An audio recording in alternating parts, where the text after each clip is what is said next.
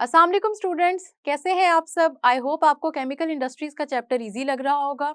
मेरा नाम है बिस्मा असगर, मैं आपको यहाँ पे केमिकल इंडस्ट्रीज़ पढ़ा रही हूँ और इस लेक्चर में हम एक नई इंडस्ट्री डिस्कस करने लगे हैं जो है पेट्रोलियम इंडस्ट्री। पेट्रोलियम से रिलेटेड कुछ बातें हम ऑलरेडी ऑर्गेनिक केमिस्ट्री में पढ़ चुके हैं, लेकिन अब हम डिटेल में उसको स्टडी करेंगे और सारी की सारी बातें करेंगे कि पेट्रोलियम का सोर्स क्या है और किस तरह से पेट्रोलियम की रिफाइनिंग की जाती है। ये सारी चीज़ें डिस्कस करने के लिए आए चलते हैं लेक्चर की तरफ। स्टूडेंट्स, अब हम पढ़ने लगे हैं पेट्रोलियम के बारे में। पेट्रोलियम के बारे में बात हम यहाँ पे कंटिन्यू कर रहे हैं, लेकिन इससे पहले हम थोड़ी सी बात इसके बारे में कर चुके हैं जब हम ऑर्गेनिक केमिस्ट्री को पढ़ रहे थे। ऑर्गेनिक केमिस्ट्री के कुछ सोर्सेज हमने स्टडी किए थे, जिसमें कोल है, नेचुरल गैस है और थर्ड पे क्या था, पेट्रोलियम।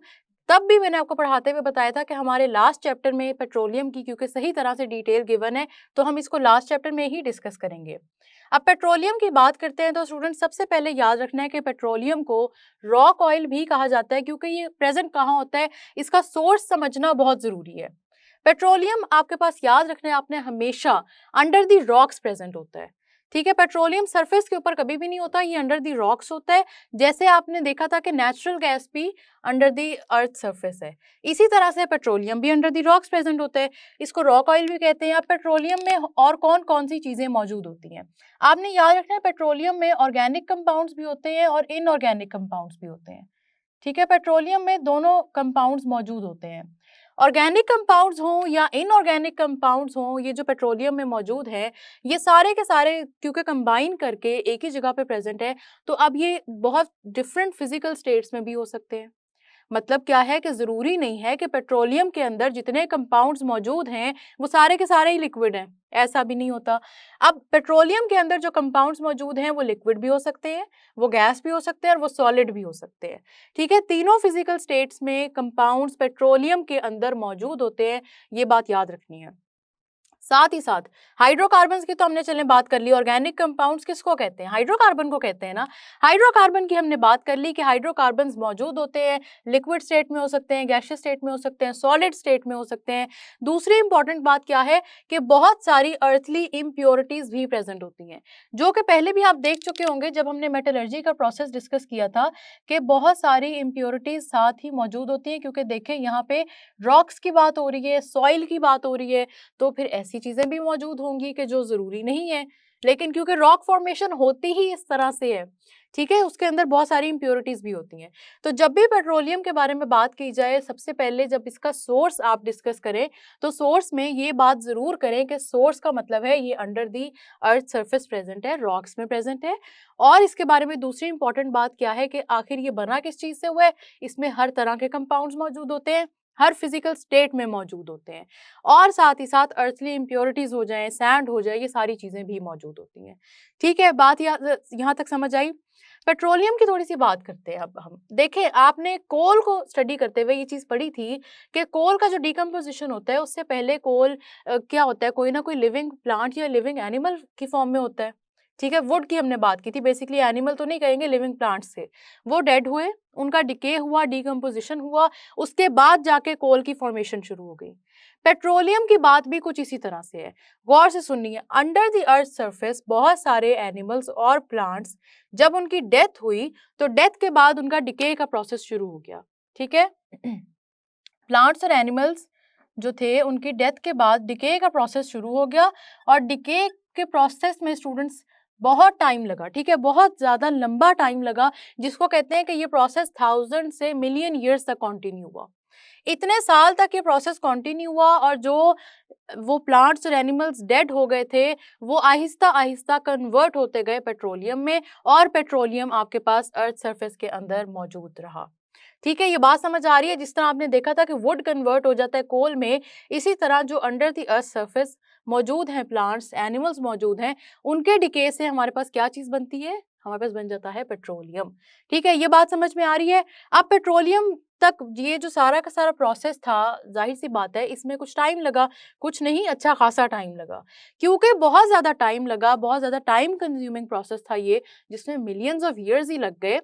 तो इस प्रोसेस के बारे में बात करते हैं कि ये हुआ किस तरह से। इसमें कुछ इंपॉर्टेंट कंडीशंस हैं जो पेपर में भी पूछी जाती हैं, आप सबने याद रखना है कि ये प्रोसेस हुआ एब्सेंस ऑफ एयर में। एब्सेंस ऑफ एयर, एयर मौजूद ही नहीं, ठीक है, under the earth surface rocks के दरमियान बात हो रही है ना, एब्सेंस ऑफ एयर है, साथ ही साथ students under the earth surface उधर ही बात हो रही है, under the earth surface petroleum की फॉर्मेशन तक हाई टेम्परेचर और प्रेशर है, हाई टेम्परेचर और प्रेशर, हाई टेम्परेचर और प्रेशर होगा, एब्सेंस ऑफ एयर होगी अंडर द अर्थ सरफेस, तो उसके बाद क्या होगा, उसके बाद पेट्रोलियम की फॉर्मेशन शुरू हो जाएगी।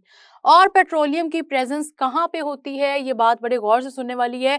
आप जब भी अर्थ सरफेस के नीचे देखेंगे, जो जियोलॉजिस्ट देखते हैं वैसे ऐसी चीज़ें, क्योंकि उनकी स्टडी का पार्ट होता है, तो जब भी देखा गया तो ये देखा गया कि पेट्रोलियम हमेशा दो इम्पर्वियस रॉक्स के दरमियान में प्रेजेंट होता है। इम्पर्वियस रॉक्स क्या होते हैं ये मैं आपको बताती हूँ, लेकिन अभी के लिए ये याद रखना है, दो इम्पर्वियस रॉक्स के दरमियान में जो चीज़ प्रेजेंट होती है डेड प्लांट्स और एनिमल्स की डीकम्पोजिशन के बाद, उसको कहते हैं पेट्रोलियम।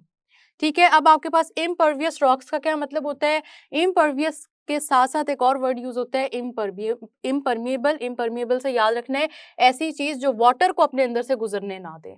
ठीक है, जो वाटर के फ्लो को रोके उसको कहते हैं इम्परमिएबल। तो ये वो रॉक्स होते हैं जो कि वाटर के फ्लो को रोकते हैं, वाटर को नहीं होने देते पास, इसी वजह से इन रॉक्स के अंदर पेट्रोलियम प्रेजेंट होता है। ये बात याद रखनी है। पेट्रोलियम आपके पास कहाँ से, इसका प्रोसेस कहाँ से स्टार्ट हुआ, प्लांट्स और animals under the earth surface, जब उनका डिकम्पोजिशन हुआ डेथ के बाद, उसके बाद पेट्रोलियम की फॉर्मेशन शुरू हुई। टू इम्पर्वियस रॉक्स के दरमियान में होता है। प्रोसेस किस तरह से होता है, absence of air, high temperature और प्रेशर। ठीक है, ये बात याद रख लेनी है। अब जो चीज़ बनती है ना स्टूडेंट्स, प्लांट्स और एनिमल्स के डिके के बाद, वो एक इस तरह का लिक्विड फॉर्मेशन होती है ये इम्पर्वियस रॉक्स के दरमियान में, जो कि डार्क ब्राउन कलर का होता है। डार्क ब्राउन लिक्विड होता है और बहुत ज़्यादा विस्कस लिक्विड होता है। विस्कस के बारे में हमने पहले भी बात की हुई है कि विस्कस का मतलब होता है कोई भी ऐसा लिक्विड जो बहुत ही थिक फॉर्म में हो। ठीक है, थिक फॉर्म में जब भी कोई लिक्विड होता है वो इतने आराम से फ्लो नहीं करता। जैसे इसकी एग्जांपल देने के लिए मैंने आपको समझाया था, हनी थोड़ा सा विस्कस लिक्विड होता है, उसका फ्लो उतना ईजी नहीं होता जिस तरह से वाटर का फ्लो होता है। तो पेट्रोलियम का भी कुछ इसी तरह से केस है। लेकिन पेट्रोलियम की जब हम बात करें ना, इसकी फॉर्मेशन की, गौर से सुनने वाली बात है कि डिके हुआ, प्लांट्स और एनिमल्स का डिके हुआ, जो चीज़ बनी वो क्या है, डार्क ब्राउन विस्कस लिक्विड है। ठीक है, डार्क ब्राउन विस्कस लिक्विड है और इस लिक्विड को स्टूडेंट्स कहते हैं क्रूड ऑयल। अभी इसको आपने पेट्रोलियम नहीं कहना, इसको पेट्रोलियम क्यों नहीं कहना, क्योंकि क्रूड ऑयल अभी जो है इसके अंदर मौजूद है, पेट्रोलियम इसके अंदर मौजूद है और बहुत सारी इंपॉर्टेंट चीज़ें जिनको इंडस्ट्रियली फिर अलग किया जाता है। ठीक है, ये बात समझ में आ रही है। तो क्रूड ऑयल की फॉर्मेशन हुई है अभी प्लांट और एनिमल्स के डिके से। ठीक है, यहाँ तक बात समझ में आ गई। क्रूड ऑयल की फॉर्मेशन हो गई। क्रूड ऑयल की जब फॉर्मेशन हो जाती है तो क्रूड ऑयल की प्रेजेंस किस तरह से होती है, टू इम्पर्वियस रॉक्स होंगे, लेकिन साथ ही साथ आपने याद रखना है कि अंडर द अर्थ सरफेस सबसे पहले जो चीज प्रेजेंट होती है वो होती है नेचुरल गैस। तो नेचुरल गैस के नीचे प्रेजेंट होता है क्रूड ऑयल। हमेशा याद रखना है कि नेचुरल गैस टॉप पे होती है। नेचुरल गैस क्या चीज़ है, आप सबको याद होगा, इसमें हमारे पास 85% मीथेन होता है और नेचुरल गैस इसीलिए कहा जाता है, जब भी नेचुरल गैस की बात होती है हम मीथेन की बात ही करते हैं। तो आप जब अंडर द अर्थ सरफेस जाएंगे, सबसे पहले जो चीज़ आती है वो है नेचुरल गैस, उसके बाद आता है पेट्रोलियम या क्रूड ऑयल। क्रूड ऑयल अभी हम इसलिए कह रहे हैं क्योंकि ये अभी इसकी रिफाइनिंग नहीं हुई, इसको प्योरीफाई नहीं किया गया, इसके अंदर अभी भी बहुत सारी इम्प्योरिटीज़ मौजूद हैं, बहुत सारी प्योर चीज़ें भी मौजूद हैं जिनकी इंडस्ट्री में ज़रूरत होती है, जिसकी अभी हम थोड़ी देर में बात करेंगे। लेकिन क्रूड ऑयल को याद रखना है कि क्रूड ऑयल आपके पास प्लांट और एनिमल्स के डिके से जो चीज़ बनती है उसको कहते हैं क्रूड ऑयल, और अभी इसके अंदर पेट्रोलियम मौजूद है, अभी ये प्योरीफाई नहीं हुआ, इसीलिए इम्प्योर फॉर्म में इसको कहना है क्रूड ऑयल। ठीक है, बात समझ में आ गई। अब क्या होता है कि आपने, क्योंकि पेट्रोलियम है, क्रूड ऑयल है, इसको आपने अर्थ के अंदर से निकालना है, बाहर एक्सट्रैक्ट करना है। एक्सट्रैक्शन के इस प्रोसेस में आपके पास ऑयल वेल्स होते हैं। ऑयल वेल का मतलब होता है ड्रिल, इस तरह से ड्रिल किया जाता है अर्थ के अंदर, अर्थ सरफेस के अंदर, कि आप जब ड्रिल करें कोई भी चीज़, पाइप्स को जिस तरह ड्रिल करें अर्थ सरफेस के अंदर, तो उन पाइप से बाहर की तरफ आ जाए ये क्रूड ऑयल। ठीक है, क्रूड ऑयल को निकालने का ये तरीका होता है। अब ऑयल वेल की जब हम बात करते हैं तो ऑयल वेल से, क्योंकि आप अर्थ सरफेस के अंदर इसको लेके जा रहे हैं, अर्थ सरफेस के अंदर आपके पास सबसे पहले क्या चीज़ मौजूद है, सबसे पहले नेचुरल गैस है। सबसे पहले तो नहीं, लेकिन क्रूड ऑयल से पहले कौन सी चीज़ मौजूद है, पहले मौजूद है नेचुरल गैस। तो जब भी आपने अर्थ के अंदर ड्रिलिंग की क्रूड ऑयल को एक्सट्रैक्ट करने के लिए, तो सबसे पहले जो चीज़ बाहर की तरफ आएगी प्रेशर के साथ, वो होगी नेचुरल गैस। ठीक है, ये बात समझने वाली है कि आप क्या चीज एक्सट्रैक्ट करना चाह रहे हैं। आप क्रूड ऑयल एक्सट्रैक्ट करना चाह रहे हैं क्योंकि क्रूड ऑयल में इंपॉर्टेंट फ्रैक्शंस हैं जिनकी इंडस्ट्री में बहुत जरूरत है, जिनकी एवरीडे लाइफ में बहुत जरूरत है। ठीक है, लेकिन उस क्रूड ऑयल को एक्सट्रैक्ट करने से पहले जब भी ऑयल वेल्स होंगे, ऑयल ड्रिलिंग होगी, या इनको ऑयल वेल्स क्यों कहते हैं, क्योंकि ऐसे ड्रिल्स होते हैं जिनसे आप ये क्रूड ऑयल को निकालने की कोशिश कर रहे हैं ना। तो ये जो ड्रिलिंग की है आपने, इसमें सबसे पहले जो चीज बाहर आती है वो होती है नेचुरल गैस। अब जो पेट्रोलियम होता है उसके बारे में एक और इम्पॉर्टेंट बात है कि क्रूड ऑयल को कहा जाता है ये ऑयल ट्रैप है। क्रूड ऑयल को ऑयल ट्रैप भी कहते हैं। ऑयल ट्रैप जब सुने तो ये नहीं समझ लेना कि कोई डिफरेंट चीज़ है, कोई नहीं, ये मुश्किल चीज़ है ये भी बहुत आसान चीज़।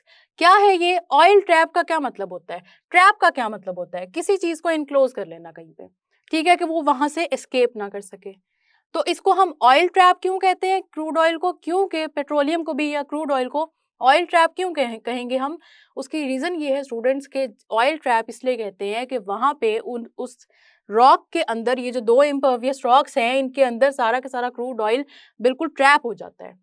जब तक आप अब इसको एक्सट्रैक्ट नहीं करेंगे ये कहीं पे मूव नहीं करेगा। अब ये मूव क्यों नहीं करेगा वो भी बात बहुत इंपॉर्टेंट है। वो इसलिए मूव नहीं करता स्टूडेंट्स क्योंकि आपका ये जो क्रूड ऑयल है, सबसे पहली बात तो ये बहुत थिक विस्कस लिक्विड है। ठीक है, ये वैसे ही इतनी आसानी से फ्लो नहीं कर सकता। दूसरा, ये वाटर में इनसॉल्युबल होता है। ठीक है, ये भी बात याद रखने वाली है कि ये वाटर में इनसॉल्युबल होता है। तो क्योंकि ये वाटर में इनसॉल्युबल होता है, इसी वजह से क्या होता है स्टूडेंट्स के ये अलहदा ही रहता है, ये कभी भी वाटर के साथ मिक्स नहीं होता अंडर द अर्थ सरफेस। ठीक है, ये बात समझ में आ रही है यहाँ तक कि हमारे पास सबसे पहले क्या हुआ, प्लांट और एनिमल्स की डेथ हुई, फिर उनका डिके हुआ। डिके के बाद जो चीज़ बनी वो है क्रूड ऑयल, जिसको ऑयल ट्रैप भी कहते हैं क्योंकि वो दो इम्पर्वियस रॉक्स के दरमियान है, वहां से मूव नहीं कर सकती। साथ ही साथ के वाटर में इनसॉल्युबल है, इसलिए पानी अलग होगा अर्थ सरफेस के नीचे और आपका ये जो क्रूड ऑयल है ये अलग होगा। लेकिन क्रूड ऑयल के ऊपर एक लेयर होती है नेचुरल गैस की। तो जब भी आप ड्रिल करते हैं क्रूड ऑयल एक्सट्रैक्ट करने के लिए तो हमेशा याद रखना है कि नेचुरल गैस भी उसके साथ ही पंप आउट हो जाती है। ठीक है, तो सबसे पहले नेचुरल गैस ही निकलेगी। जब भी ड्रिलिंग होगी ना, पहले नेचुरल गैस निकलेगी, उसके बाद क्रूड ऑयल निकलना शुरू होता है। ठीक है, ये बात समझ में आ गई। क्रूड ऑयल आ गया हमारे पास अर्थ सरफेस से, अब हमने उसको एक्सट्रैक्ट कर लिया। वो अर्थ सरफेस में किस तरह आया वो भी सारी स्टोरी पढ़ ली। अब हम आगे चलते हैं, अर्थ सरफेस से वो हो गया एक्सट्रैक्ट। अब क्रूड ऑयल में मैंने आपको पहले ही बताया, कभी हम इसको पेट्रोलियम क्यों नहीं कह रहे, क्योंकि ये रॉ फॉर्म में है, ये अभी इम्प्योर फॉर्म में, इसमें बहुत सारी चीजें अभी ऐसी मौजूद हैं जो कि आपके लिए जरूरी है कि आप उनको निकालें। क्रूड ऑयल में भी पेट्रोलियम मौजूद है जिसको अभी सेपरेट करना जरूरी है। इस प्रोसेस को कहते हैं रिफाइनिंग का प्रोसेस। रिफाइनिंग का वैसे भी क्या मतलब होता है, किसी चीज को बेहतर करना, रिफाइन करना। ठीक है, तो रिफाइनिंग का प्रोसेस हम क्यों कहते हैं इसको, क्योंकि अब हम क्या कर रहे हैं कि क्रूड ऑयल में जितनी इम्प्योरिटीज हैं उनको अलहदा कर रहे हैं और जितनी चीजें जरूरत की हैं उनको अलहदा कर रहे हैं। यहाँ पे हमारे पास वो प्रोसेस आता है जिसकी हमने ऑर्गेनिक केमिस्ट्री में बहुत दफा बात की थी लेकिन डिटेल में बात नहीं की थी, जिसको हम कहते हैं फ्रैक्शनल डिस्टिलेशन। फ्रैक्शनल डिस्टिलेशन क्या होता है? फ्रैक्शनल डिस्टिलेशन का मतलब ये ऐसा प्रोसेस है स्टूडेंट्स के, यहाँ पे आपके पास ये जो फ्रैक्शनल डिस्टिलेशन का प्रोसेस होता है ये बेस कर रहा होता है बॉइलिंग पॉइंट्स पे। ठीक है, बॉइलिंग पॉइंट्स पे बेस करता है और बॉइलिंग पॉइंट्स की बेस पे यहाँ पे फ्रैक्शंस बने होते हैं।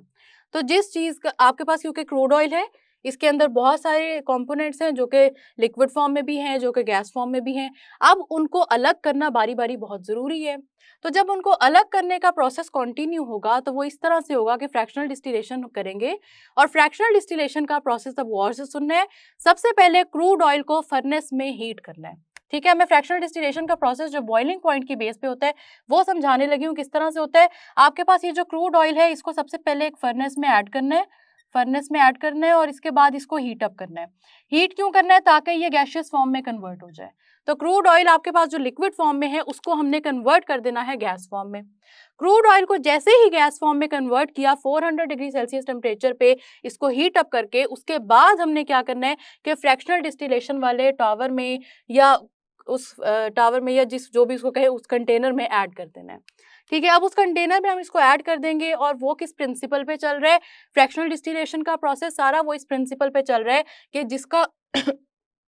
जिसका जो बॉइलिंग पॉइंट होगा, पूरी बात ओके।